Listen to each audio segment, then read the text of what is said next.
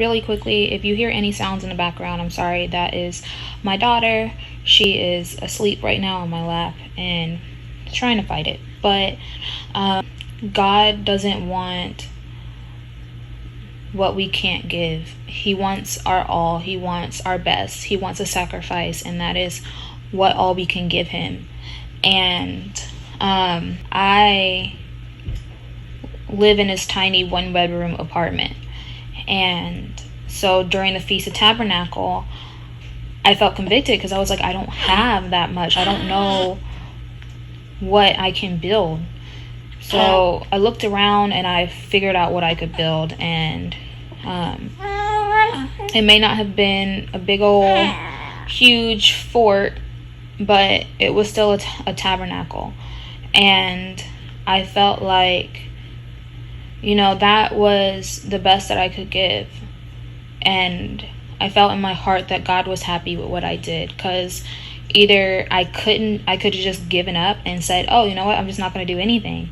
But I didn't do that. I got up and I celebrated the last day of the Feast of Tabernacle on time.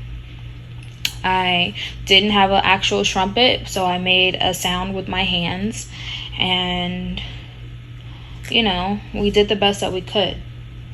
So some examples in the Bible of 1 Kings 17:12, basically from 12 to 15, God is telling us that the widow gave her all to Elijah the prophet, and God turned around and blessed her with enough food to last her through the whole entire drought.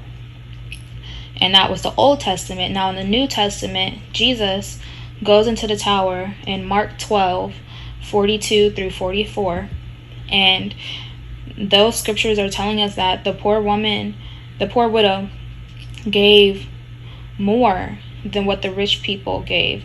And that's what God said, that she gave them more, and it's because she gave all that she had. So if you can't physically do it, like for instance, when I was pregnant, it was hard for me to get up and dance for a long period of time. So I would have to sit down for the majority of celebrating Sabbath. And I used to feel like the devil was attacking me. But back then I didn't know it was a devil, but he was attacking me, telling me oh, you might as well not celebrate Sabbath at all because you're not doing it. And I always felt really bad, but I celebrated Sabbath anyways. And that's when it hit me. What about the people who can't walk, who can't talk? They praise God still. Just because they can't walk, just because they can't talk, they still do it. They do the best that they can. And it's just we don't need things that we don't have, okay?